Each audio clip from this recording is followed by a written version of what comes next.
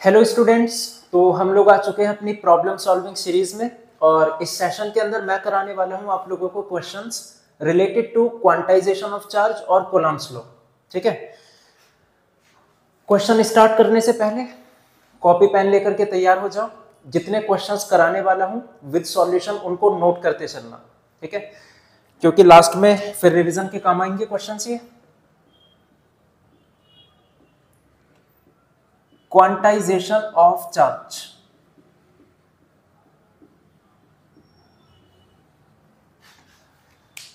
थोड़ा सा बेसिक बता देता हूं इसके बारे में। Quantization of charge, Q equals to NE। देखो, इसके अकॉर्डिंग किसी भी बॉडी पे जो भी टोटल चार्ज होगा वो इंटीग्रल मल्टीपल होगा बेसिक यूनिट ऑफ चार्ज के। Example, basic unit of charge equals to charge of 1 electron.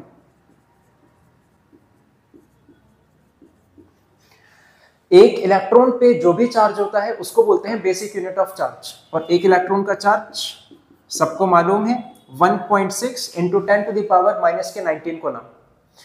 अब एक बॉडी है हम लोगों के पास, मान लिया उसके पास एक इलेक्ट्रॉन है, तो उसके पास चार्ज कितना हुआ 1.6 10 टू द पावर माइनस 19। इस बॉडी के पास 2 इलेक्ट्रॉन है तो कितना चार्ज हो जाएगा, इसके 2 टाइम्स। बॉडी के पास 3 इलेक्ट्रॉन है तो इसका 3 टाइम्स। 4 इलेक्ट्रॉन है 4 टाइम्स। कभी भी ऐसा नहीं होगा कि बॉडी का जो चार्ज है वो 1.5 टाइम्स होगा इलेक्ट्रॉन के चार्ज के।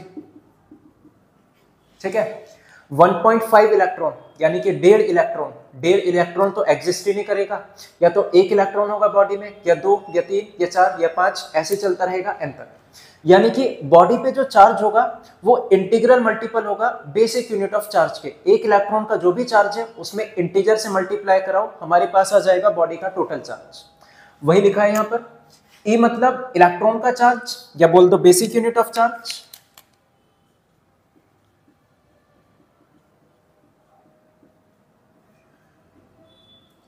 N मतलब यहां पर इंटीजर, N कोई भी इंटीजर है जो कि रिप्रेजेंट करता है नंबर ऑफ इलेक्ट्रॉन को।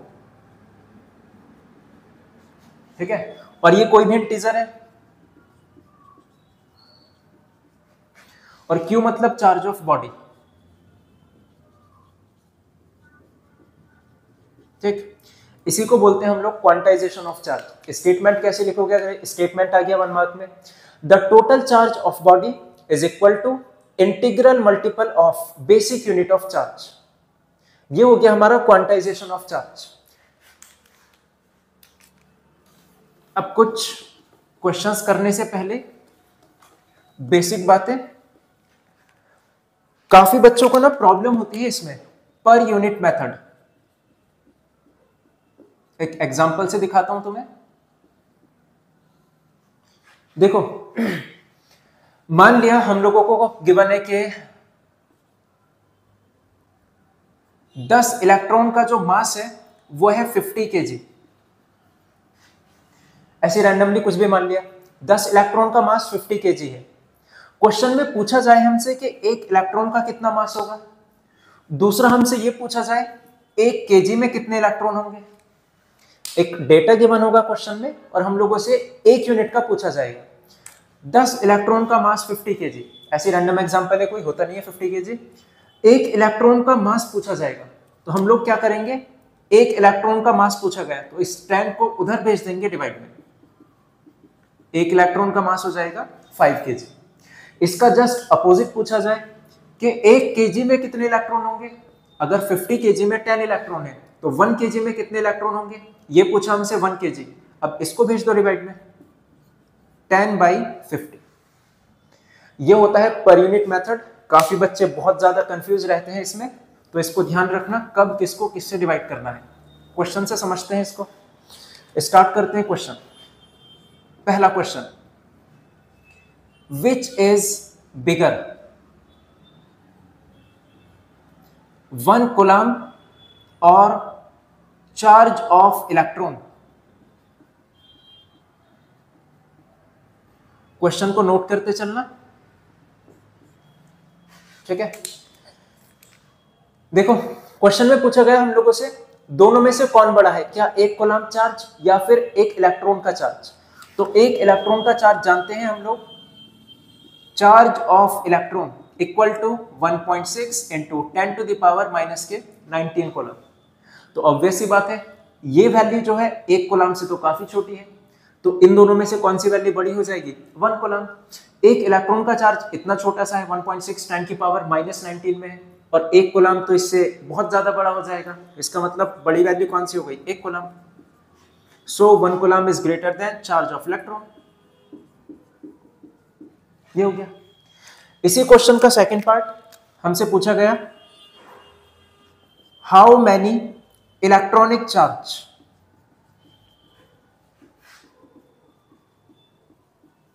Are there in 1 coulomb. Question में पूछा गया कि एक कूलम्ब के अंदर कितने इलेक्ट्रॉन्स होंगे। तो पहले देखो, हमें यह बात तो पता है सबको, एक इलेक्ट्रॉन का मतलब 1.6 into 10 to the power minus के 19 कूलम्ब। जस्ट अभी पर यूनिट मेथड बताया तुम लोगों को। एक इलेक्ट्रॉन का मतलब इतना चार्ज। हमसे पूछा गया कि एक कूलम्ब में कितने इलेक्ट्रॉन, तो 1 कूलम्ब में पूछा गया कितने इलेक्ट्रॉन, तो इस पूरे को डिवाइड में ले जाओ, 1.6 into 10 to the power minus के 19 इलेक्ट्रॉन। इसको सॉल्व कर लेना, आंसर आ जाएगा। सॉल्व करोगे आ जाएगा ये 6.25 और 10 टू द पावर प्लस 18, यानी कि एक कूलम्ब के अंदर इतने हमारे पास होंगे इलेक्ट्रॉन्स। समझ आया? ये क्वेश्चन को नोट करो जल्दी से।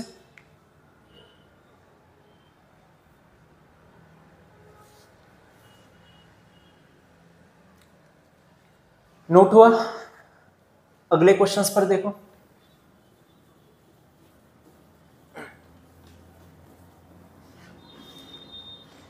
नेक्स्ट क्वेश्चन है हमारे पास,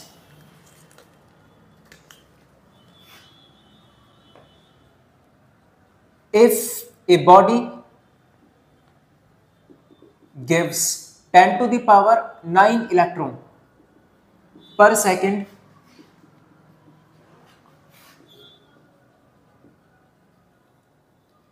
how much time is required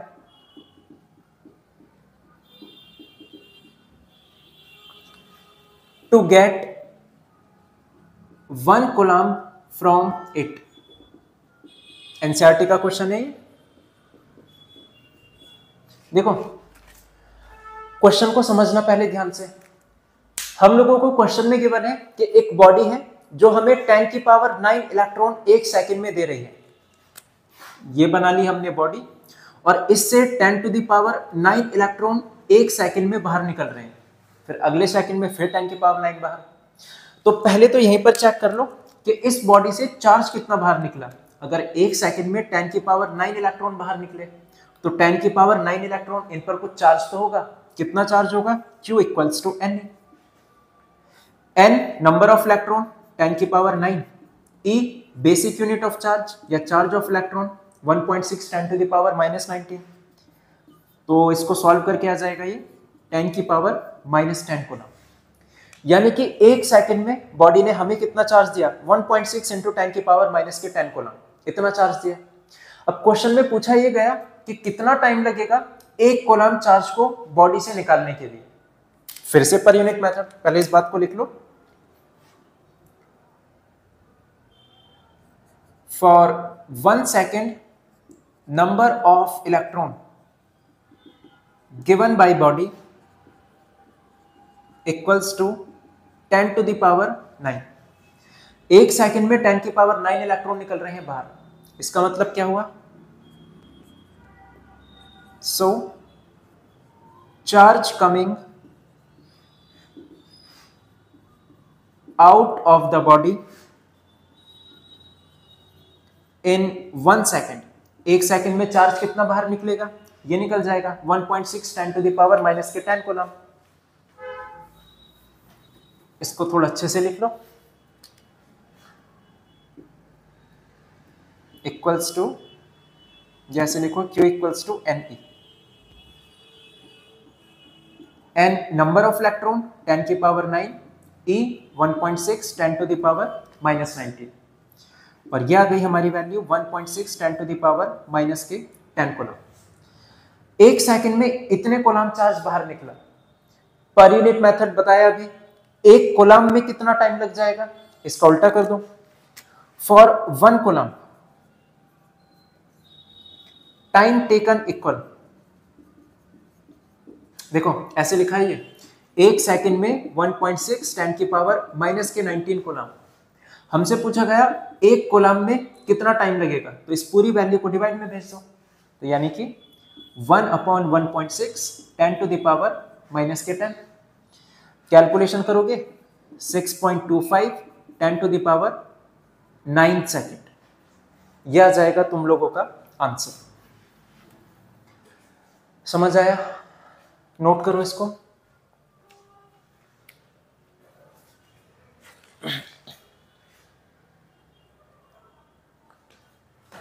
note हुआ? साथ साथ नोट करते चलना। पहले क्वेश्चन को समझो, फिर उसको पॉज करके नोट कर लो। नेक्स्ट क्वेश्चन, ये भी एनसीईआरटी का है। How much positive and negative charge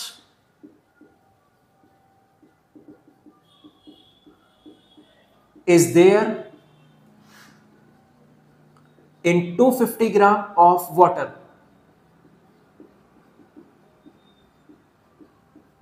ठीक है,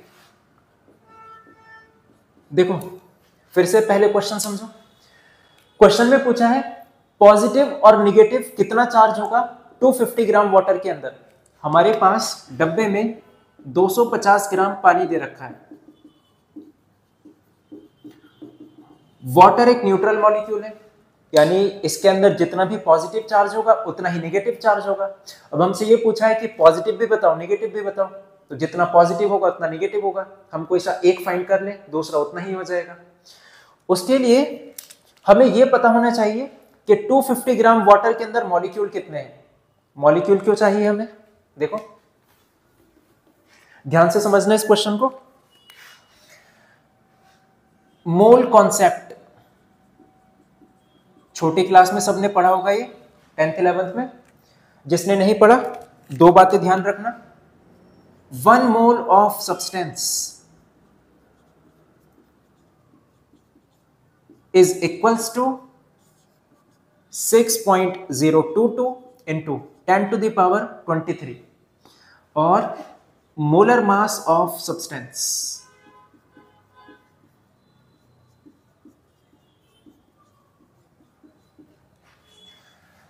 एक मोल किसी भी सब्सटेंस का, उसके दो मतलब होते हैं। या तो लिख दो उसको मॉलिक्यूल एटम के टर्म्स में, किसी भी सब्सटेंस का एक मोल लो, यानी हमने उसके कितने एटम्स या मॉलिक्यूल लिए 6.022 10 की पावर 23। और उसी एक मोल का दूसरा मतलब होता है, अगर मैं बोल रहा हूं मेरे पास कोई एक मोल सब्सटेंस है, यानी कि वो ग्राम में कितना है मेरे पास, उसके मोलर मास के बराबर। एग्जाम्पल से देखो इसको, मैं बोल रहा हूं कि मेरे पास है 1 मोल वाटर। वाटर क्या है, एक मॉलिक्यूल है, तो 1 मोल वाटर का मतलब क्या है, 1 मोल वाटर का मतलब क्या है, ये वैल्यू 6.022 10 टू द पावर 23। क्योंकि वाटर एक मॉलिक्यूल है, आगे लिख दो मॉलिक्यूल। इधर कोई एटम होता, एटम लिख देते, कैटायन होता, कैटायन लिख देते, जो भी चीज होती वो लिख देते। यानी 1 मोल का मतलब ये नंबर है। अब वो कुछ भी हो सकता है substance, molecule, atom, electron, proton, neutron, जो भी होगा वो लिख देना आगे। फिलहाल 1 मोल वाटर था तो इतने मॉलिक्यूल हो गया। 1 मोल वाटर का दूसरा मतलब 1 मोल ऑफ वाटर इक्वल, दूसरा मतलब क्या है, मोलर मास के बराबर। वाटर का मोलर मास कितना होता है, 18 ग्राम। तो चाहे तो बोल दो 1 मोल को 18 ग्राम वाटर, या बोल दो मॉलिक्यूल के टर्म में 1 मोल का मतलब इतने मॉलिक्यूल। तो इसका मतलब ये दोनों बातें भी सेम हो गई कि 18 ग्राम वाटर के अंदर इतने मॉलिक्यूल होंगे। So 18 gram of water equals to 6.022 into 10 to the power 23 molecules। लेकिन क्वेश्चन में तो हमें 250 ग्राम के बने। अगर 18 ग्राम वाटर के अंदर इतने मॉलिक्यूल्स हैं तो 250 ग्राम में कितने होंगे, पर यूनिट मेथड फिर से पहले 1 ग्राम के लिए चेक करो। 18 ग्राम वाटर में इतने मॉलिक्यूल्स, तो 1 ग्राम में पूछा गया, 18 को उधर ले जाओ, 6.022 into 10 to the power 23 by 18, यह आ चुका हमारे पास फॉर 1 ग्राम। 2 ग्राम के लिए पूछा जाए 2 से मल्टीप्लाई, 3 ग्राम के लिए पूछा जाए 3 से मल्टीप्लाई, हमसे 250 ग्राम के लिए पूछा गया, तो जब 1 ग्राम में इतने मॉलिक्यूल्स हैं 250 ग्राम में कितने हो जाएंगे, 250 से multiply. Therefore 250 gram of water equals 6.022 into 10 to the power 23 divide by 18 multiply by 250, इतने मॉलिक्यूल्स। बट मॉलिक्यूल तो हमें चाहिए नहीं, हम लोगों से पूछा क्या गया, कितना पॉजिटिव और कितना नेगेटिव चार्ज होगा, उसके लिए मॉलिक्यूल की जरूरत पड़ेगी। आओ देखें कैसे बात कर रहा हूं मैं, इसको बस यहीं तक छोड़ देना भी। इसके फॉर 1 मॉलिक्यूल हम लोग बात कर रहे हैं सिर्फ एक मॉलिक्यूल की।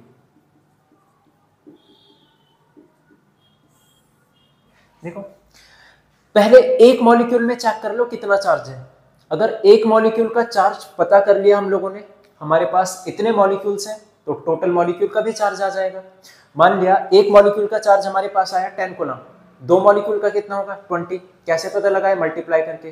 3 मॉलिक्यूल का कितना होगा 3 इंटू 10, ठीक है। ऐसे इतने सारे मॉलिक्यूल का कितना चार्ज हो जाएगा, इनकी मल्टीप्लाई कर देंगे, जो भी चार्ज आएगा। फॉर 1 मॉलिक्यूल ऑफ वाटर, एक मॉलिक्यूल में चेक कर रहे हैं हम लोग कि कितना चार्ज होगा, तो देखो 1 मॉलिक्यूल ऑफ H2O,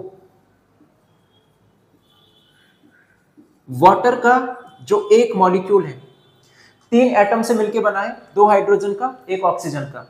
हाइड्रोजन में इलेक्ट्रॉन 1 होता है, 2 हाइड्रोजन है 2 इलेक्ट्रॉन, प्लस ऑक्सीजन का एटॉमिक नंबर 8, तो इसमें कितने इलेक्ट्रॉन होंगे 8, 8 प्लस 2 10, यानी कि एक मॉलिक्यूल के अंदर 10 इलेक्ट्रॉन होंगे। तो जब एक मॉलिक्यूल के अंदर 10 इलेक्ट्रॉन है, हमारे पास इतने सारे मॉलिक्यूल हैं, तो इनमें कितने इलेक्ट्रॉन्स होंगे, इसकी मल्टीप्लाई करा दो 10 से। सो 250 gram of water equals 250 gram water में इतने मॉलिक्यूल हैं, एक मॉलिक्यूल में 10 इलेक्ट्रॉन, इन दोनों की मल्टीप्लाई करा दो 6.022 10 to the power 23 multiply 250 upon 18, और इस पूरे वैल्यू की मल्टीप्लाई करा दो 10 से। ये आ जाएंगे हमारे पास number of electrons in 250 gram of water. और एक बार नंबर ऑफ इलेक्ट्रॉन हम लोगों को मिल जाए, Q इक्वल्स टू Ne, इससे निकालने में हम लोग माहिर हैं। N मतलब नंबर ऑफ इलेक्ट्रॉन, या चूंकि इतनी बड़ी सी वैल्यू पुट कर दो यहां पे,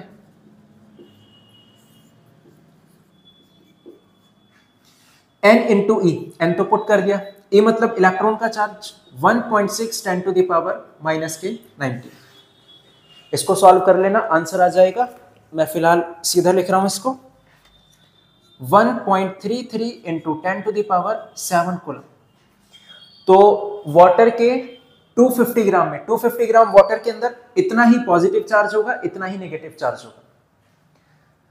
क्वेश्चन समझ आया कुछ? ये इंपॉर्टेंट क्वेश्चन है, काफी एनसीईआरटी का क्वेश्चन है, तो नोट करो इसको।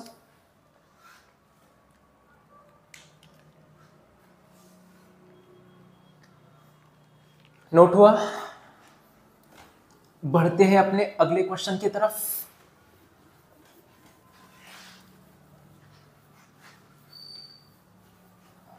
नोट करते जाना साथ साथ में, साथ साथ मतलब समझने के बाद। पहले क्वेश्चन को समझो, फिर पॉज करके नोट करो।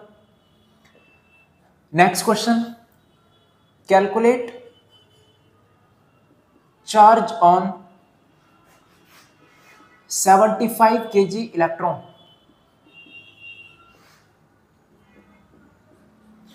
पूछा गया 75 kg इलेक्ट्रॉन पर कितना चार्ज होगा। एक इलेक्ट्रॉन का चार्ज तो हमें पता है, charge of 1 electron equal to 1.6 into 10 to the power -19 coulomb, ये पता है। अब 75 kg में कितने इलेक्ट्रॉन है, अगर ये पता चल जाए तो सीधा मल्टीप्लाई करके आंसर आ जाएगा। एक इलेक्ट्रॉन का चार्ज हमें पता है, अगर किसी तरीके से हम ये पता कर सकें कि 75 kg में नंबर ऑफ इलेक्ट्रॉन्स कितने होंगे, तो Q इक्वल टू Ne, ये लगाओगे आंसर आ जाएगा। बस हमें नंबर ऑफ इलेक्ट्रॉन की जरूरत है। नंबर ऑफ इलेक्ट्रॉन कैसे फाइंड करेंगे? उसके लिए इलेक्ट्रॉन का मास याद होना चाहिए, नहीं याद तो याद कर लेना, काफी इंपॉर्टेंट है। मास ऑफ वन इलेक्ट्रॉन ये होता है 9.1 into 10 to the power minus के 31 kg। एक इलेक्ट्रॉन का मास इतने केजी, हमें चाहिए 75 kg का, तो पहले 1 kg का फाइंड करो पर यूनिट मेथड से। एक इलेक्ट्रॉन का मतलब इतने केजी, तो 1 kg का मतलब कितने इलेक्ट्रॉन हो जाएगा? 1 kg को यहीं पे रखो, इस पूरे की डिवाइड करा दो, तो 1 kg का मतलब इतने नंबर ऑफ इलेक्ट्रॉन्स, ठीक है। तो 75 kg का मतलब कितना होगा? 75 से मल्टीप्लाई। अब मेरे ख्याल से समझ गए होंगे कैसे मल्टीप्लाई डिवाइड हो रहा है, जिसको नहीं आता ये, ठीक। तो 75 kg इलेक्ट्रॉन का मतलब इतने नंबर ऑफ इलेक्ट्रॉन। अब नंबर ऑफ इलेक्ट्रॉन आ चुके अपने पास, चार्ज हमें निकालना है। इसके आगे की कहानी जानते हैं सब लोग। Q equals to Ne, N number of electron, e electron का चार्ज, वैल्यू पुट करो, सॉल्व करो, आंसर आ जाएगा -31, ए मतलब 1.6 10 टू द पावर माइनस के 90। और इसका आंसर भी मैं लिख रहा हूं सीधा, कैलकुलेट करते रहना बैठकर। 1.33 into 10 to the power 13 coulomb. Question समझ आएगा? नोट करो इसको।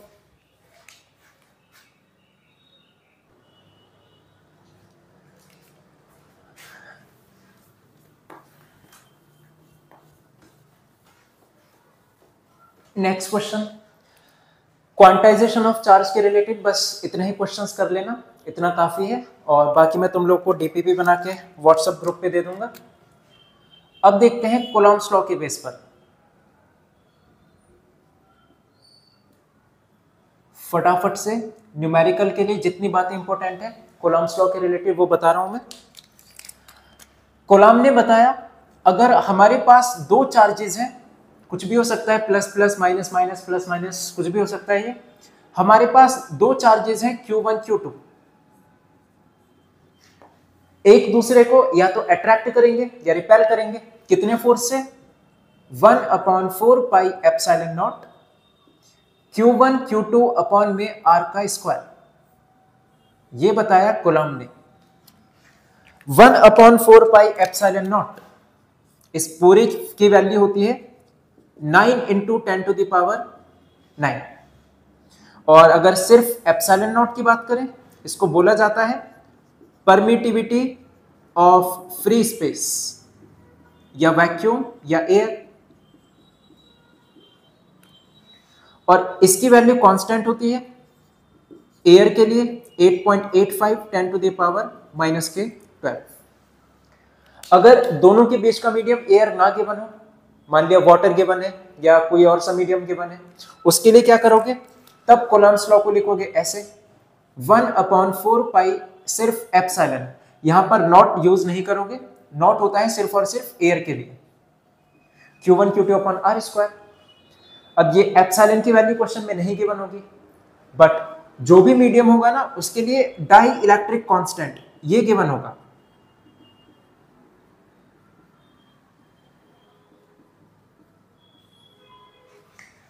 मान लिया बीच में मीडियम गिवन है ऑयल, ऑयल के लिए डाई इलेक्ट्रिक कांस्टेंट गिवन है तुम्हें 100, ठीक है।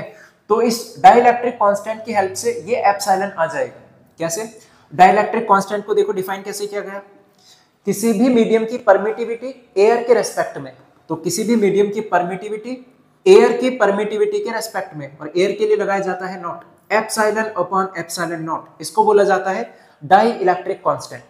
एप्सिलॉन नॉट की वैल्यू हमें याद है, के की वैल्यू क्वेश्चन में गिवन होगी, मल्टीप्लाई करेंगे एप्सिलॉन आ जाएगा, पुट करके आंसर आ जाएगा। इतनी बातें समझ आई सबको? अब देखो क्वेश्चंस इसके, ये सारे फॉर्मूले वगैरह जिसको याद नहीं है याद कर लेना।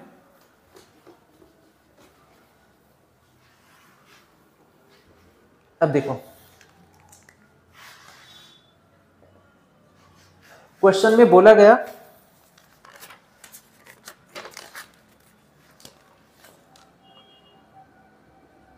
two sphere A and B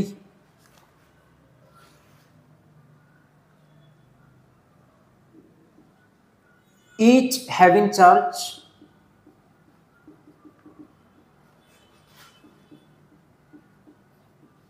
6.5 into 10 to the power minus k 7 coulomb and separated by distance 50 centimeter.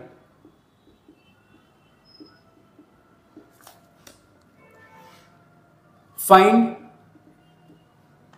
mutual force between them. NCERT का क्वेश्चन है, ये भी एकदम सिंपल क्वेश्चन है. देखो बोला गया दो स्फीयर है, एक ए और एक बी, दोनों पर चार्ज कितना है 6.5, 10 टू दी पावर माइनस के 7, डिस्टेंस कितना है 50 सेंटीमीटर. दोनों के बीच का उसने फोर्स पूछा है. फोर्स के लिए फॉर्मूला लिखा चुका, F equals 1/4 pi epsilon naught Q1 Q2 by r square. 1/4 pi epsilon naught, इसकी वैल्यू होती है 9 इंटू 10 की पावर 9. Q1 माने पहली बॉडी पर चार्ज जो कि है 6.5, 10 to the power minus 7. Q2 दूसरी बॉडी पे चार्ज, वो भी इतना ही है 6.5, 10 to the power minus 7 upon r distance का स्क्वायर. डिस्टेंस है 50 सेंटीमीटर, स्टैंडर्ड यूनिट होती है मीटर, तो सेंटीमीटर को मीटर में कर लेना, डिवाइड बाय 100, तो ये आ जाएगा 0.5 का स्क्वायर. इसको सॉल्व करेंगे, इन दोनों के बीच का फोर्स आ जाएगा हमारे पास 1.5 into 10 to the power minus के 2 न्यूटन. एकदम सिंपल क्वेश्चन है, फॉर्मूला बेस है. इसी क्वेश्चन का सेकंड पार्ट, ये हो गया फर्स्ट पार्ट. इसी क्वेश्चन में पूछा गया सेकंड पार्ट में, compare this force with gravitational attraction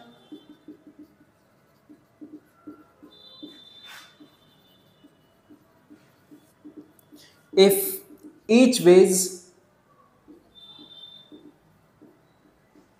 0.5 kg.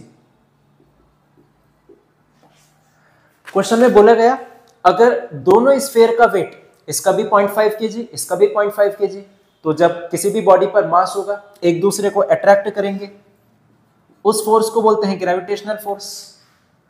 कक्षा 11वीं की बातें हैं ये. फोर्स का फॉर्मूला होता है ग्रेविटेशनल फोर्स का G m1 m2 by r square, जहां पे कैपिटल G को बोलते थे ग्रेविटेशनल कांस्टेंट और वैल्यू होती है इसकी 6.67 10 to the power minus 11. m1 पहली बॉडी का मास, m2 दूसरी बॉडी का मास, दोनों सेम है 0.5 इंटू 0.5 अपॉन डिस्टेंस 50 सेंटीमीटर में है, मीटर में फिर से सेम 0.5 का स्क्वायर. ये हो गया 0.5 से 0.5 कैंसिल, पूरा कैंसिल हो गया. 0.5 का स्क्वायर 0.5 का स्क्वायर, तो आंसर कितना आ गया 6.67 10 टू दी पावर माइनस के 11, इतना न्यूटन. तो ग्रेविटेशनल फोर्स काफी छोटा होता है comparison to force of attraction या रिपल्सन, या सिंपली बोल दो इलेक्ट्रोस्टैटिक फोर्स. चार्जेस के बीच में लगने वाला force electrostatic force.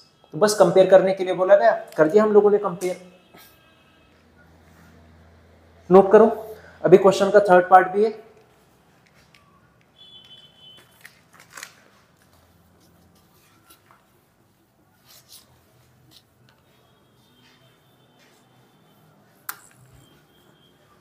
Next part देखो, क्वेश्चन का third part, if each sphere is charged double the initial value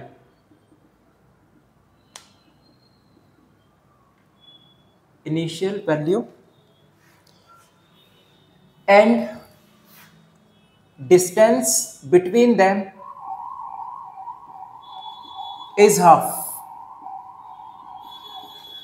find new force between them.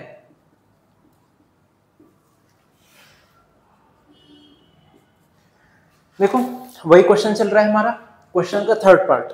उसने बोला है हमारे पास दो स्फीयर हैं और दोनों पर चार्ज कितना गिवन था, इनके बीच की डिस्टेंस है 50 सेंटीमीटर और चार्ज कितना था इनके ऊपर 6.5 10 टू द पावर माइनस के 7 कूलम, 6.5 10 की पावर माइनस के 7 कूलम। ये चार्ज Q, ये भी चार्ज Q। अब क्या बोला गया कि इन स्फीयर के चार्ज को कर दिया हमने डबल, यानी ये हो गया 2Q, ये हो गया 2Q। तो पहले फर्स्ट पार्ट पर आओ। फर्स्ट पार्ट पे हमने जब सॉल्व किया तो फोर्स कितना मिला 1/4 pi epsilon not Q upon R square. Charges को पुट किया, डिस्टेंस को पुट किया, सॉल्व किया, आंसर मिला था फर्स्ट पार्ट में 1.5 10 की पावर माइनस के 2 न्यूटन। अब इस वाले केस पर आ जाओ। चार्जेस पर क्या किया हमने, चार्ज को कर दिया डबल। इसका चार्ज हो गया 2Q, इसका चार्ज भी हो गया 2Q, दोनों के बीच की डिस्टेंस R/2। अब फाइंड करना है कि फोर्स कितना होगा, तो 1/4 पाई एप्सिलॉन नॉट। पहला चार्ज 2Q, दूसरा चार्ज 2Q, दोनों के बीच की डिस्टेंस R/2 का स्क्वायर। इसको सॉल्व कर लो। 1/4 पाई एप्सिलॉन नॉट, इसकी वैल्यू मत पुट करना क्योंकि ऑलरेडी हम लोग पूरी वैल्यू कैलकुलेट कर चुके हैं, दोबारा से कैलकुलेशन नहीं करनी। देखो कैसे करेंगे, ये हो गया 2 टू 4, Q ऐसे रहेगा, Q ऐसे ही रहेगा, R का स्क्वायर नीचे आएगा 2 का स्क्वायर 4 घूमकर ऊपर जाएगा, यहां पर आ जाएगा, और ये 4 4 हो गया 16, 1/4 pi epsilon not Q upon R square. और ये पूरी वैल्यू हम लोग कर चुके फर्स्ट पार्ट में फाइंड, ये आई थी 1.5 10 की पावर माइनस के 2, और इनको मल्टीप्लाई करा के सॉल्व करोगे आंसर आ जाएगा 0.24 न्यूटन। ये हुआ तुम्हारा क्वेश्चन का थर्ड पार्ट, इसको नोट करो। आगे बढ़ते हैं फिर।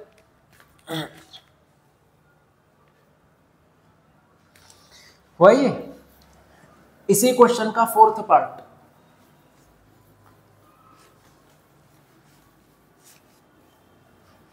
देखो फोर्थ पार्ट में उसने बोला है find new force if both sphere are placed in water, और ब्रैकेट में वाटर का डाई इलेक्ट्रिक कांस्टेंट हमें गिवन है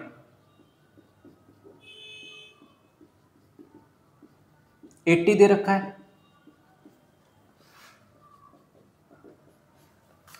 देखो अब क्या बोला है इसने क्वेश्चन में कि दोनों स्फीयर के बीच में हम लोगों ने भर दिया पानी, या स्फीयर को उठा के पानी के अंदर रख दिया।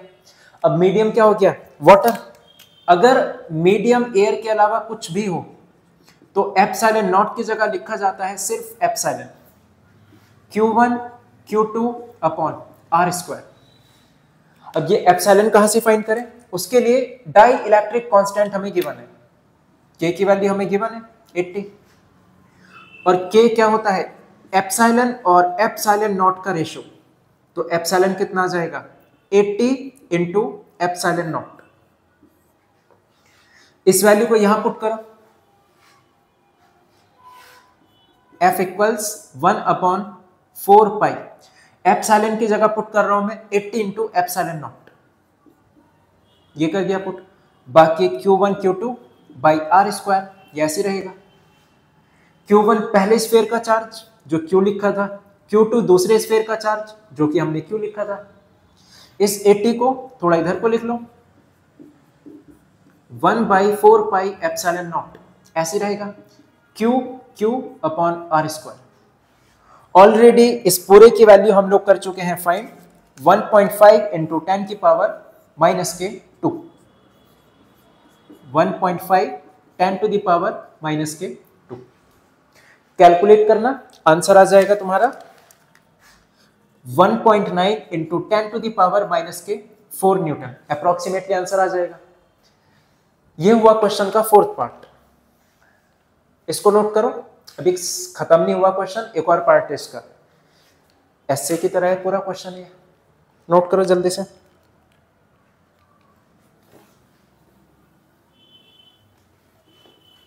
इस क्वेश्चन का आज पोस्टमार्टम कर देंगे हम लोग।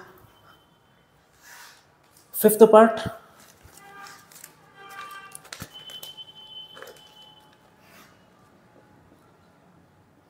Suppose a third sphere C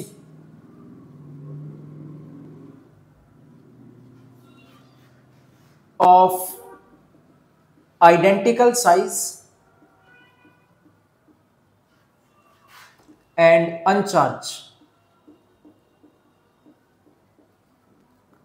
is brought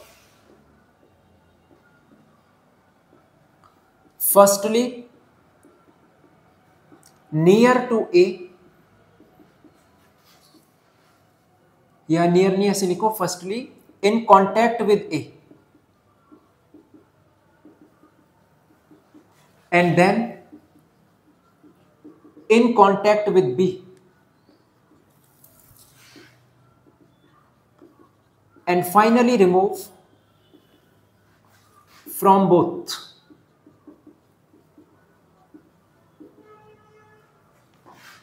find new force.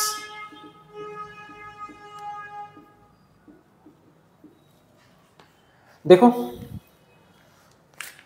ये बढ़िया क्वेश्चन है वाला।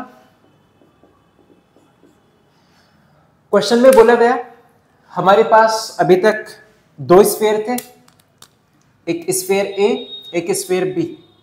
स्फीयर ए पर चार्ज था 6.5 10⁻⁻⁷, बी पर भी चार्ज था 6.5 10⁻⁻⁷, दोनों के बीच की डिस्टेंस थी 50 सेंटीमीटर। इस चार्ज को हम क्यों लेके आ रहे चल रहे हैं, तब से इसको भी क्यों ले रहे हैं। क्वेश्चन में बोला है हमारे पास एक और स्फीयर है सी, बिल्कुल इन्हीं की तरह है, आइडेंटिकल साइज है, बट फर्क यह है कि ये वाला जो स्फीयर है अनचार्ज है। इसको पकड़ा, ए से टच कराया, हटा दिया, फिर इसको बी से टच कराया, फिर हटा दिया। अब बताओ कि ए और बी के बीच में फोर्स कितना हो जाएगा। तो टच कराने से क्या हुआ, टच कराने से चार्ज का हुआ रीडिस्ट्रीब्यूशन। हमारे पास एक स्फीयर था ए जिसपे चार्ज है Q, एक स्फीयर है हमारे पास C जिसपे कोई चार्ज नहीं है, चार्ज है उस पे 0। इस स्फीयर को लाया, पकड़ के इस पे टच करा दिया। जैसे ही A और C कांटेक्ट में आए, अब ये तो एक बॉडी की तरह बिहेव करेंगे, और चार्ज की प्रॉपर्टी है कि कहीं पर भी अगर पूरी बॉडी के अंदर वो एक जगह कलेक्ट नहीं रह सकता, चार्जेस हमेशा पूरी बॉडी के अंदर यूनिफॉर्मली डिस्ट्रीब्यूट हो जाएगा। जैसे ए पर तो चार्ज है Q, सी पे कोई चार्ज नहीं, पूरी एक बॉडी है ये, जैसे कांटेक्ट में है तो ए का आधा चार्ज सी में चला जाएगा। टोटल चार्ज कितना था इन पर, इस पे तो 0 है, इस पे Q प्लस 0 Q ही आएगा, तो टोटल चार्ज है Q। इस पर आ जाएगा Q/2, आधा इसको मिल जाएगा, आधा इसको मिल जाएगा, चार्ज एकदम इक्वली डिस्ट्रीब्यूट हो जाता है। Q/2 इस पे, Q/2 इस पे। फिर हमने C को हटाया, लेकर के आए हम लोग उसको B के पास, ये B हो गया।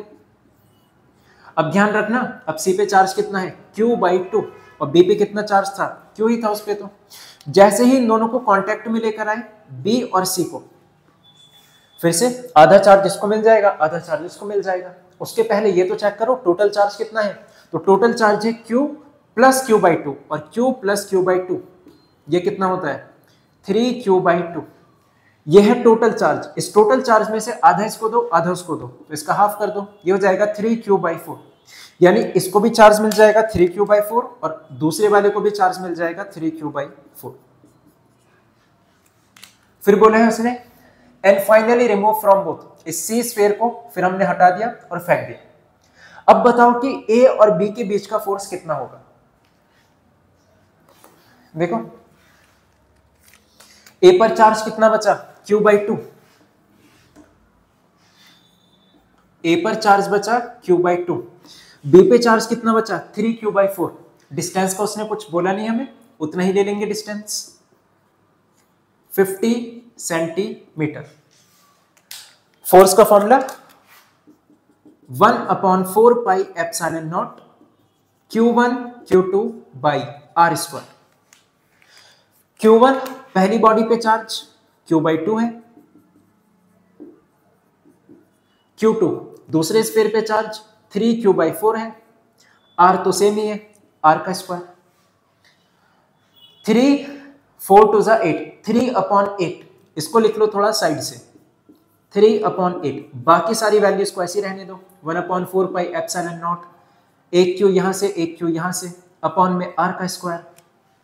और ये सारी की सारी इस पूरे की वैल्यू हम लोगों को पता है, फर्स्ट पार्ट में निकाल चुके। अब तक तो याद हो गई होगी, इसके इतने सारे पार्ट कर लिए क्वेश्चन के। 1.5 इंटू 10⁻⁻²।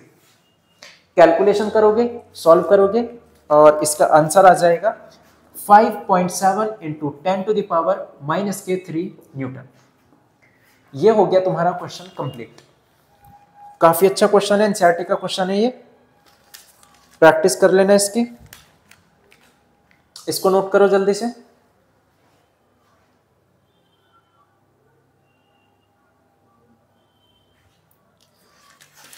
नोट हुआ ये?